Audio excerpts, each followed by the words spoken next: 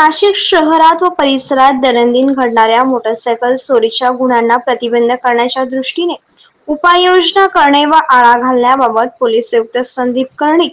माननीय पोलीस उपायुक्त गुन्हे शाखा प्रशांत बच्छाव, सहाय्यक पोलीस आयुक्त गुन्हे संदीप मिटके यांनी गुन्हे शाखेला आदेश दिले आहेत. त्यानुसार दिनांक 24/2/2025 रोजी पोलीस हवालदार संजय सानप सोबतच पोलीस हवालदार परमेश्वर दराडे, पोलीस अंमलदार प्रवीण वानखेडे असे पाथर्डी फाटा परिसरात आरोपींचा शोध घेत असताना पोलीस हवालदार परमेश्वर दराडे यांना गुप्त बातमीदारामार्फत माहिती मिळाली की एक इसम हा त्याच्याकडे असलेली चोरीची मोटरसायकल विक्री करण्याकरिता ग्राहक शोधत असल्याबाबत बातमी मिळाल्याने सदरची बातमी सहाय्यक पोलीस निरीक्षक हेमंत तोडकर, प्रभारी अधिकारी गुन्हे शाखा युनिट क्रमांक 2 यांना देऊन त्यांनी आम्हास कायदेशीर कारवाई करण्याचे आदेश केल्याने आम्ही लागलीच आरके लॉन्सच्या कंपाऊंडच्या भिंतीसमोर नवलेनगर रोड, पाथर्डी फाटा, नाशिक येथे सापळा लावून एक इसम हा त्याच्या ताब्यातील हिरो होंडा स्प्लेंडर मोटरसायकलवर बसलेला दिसला.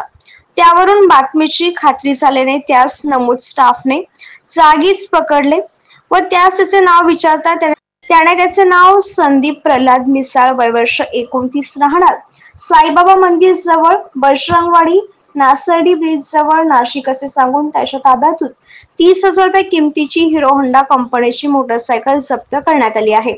आरोपीने दिलेल्या माहितीवरून भद्रकाली पोलीस स्टेशनकडील 417/2024 भारतीय न्याय संहिता 2023 चे कलम 305/2 प्रमाणे गुन्हा उघडकीस आला आहे.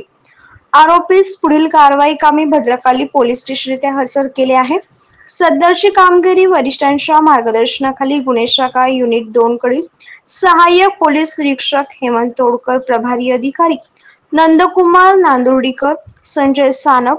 चंद्रकांत गवळी, परमेश्वर दराडे, वाल्मिक चव्हाण, प्रवीण वानखेडे अशांनी केली आहे.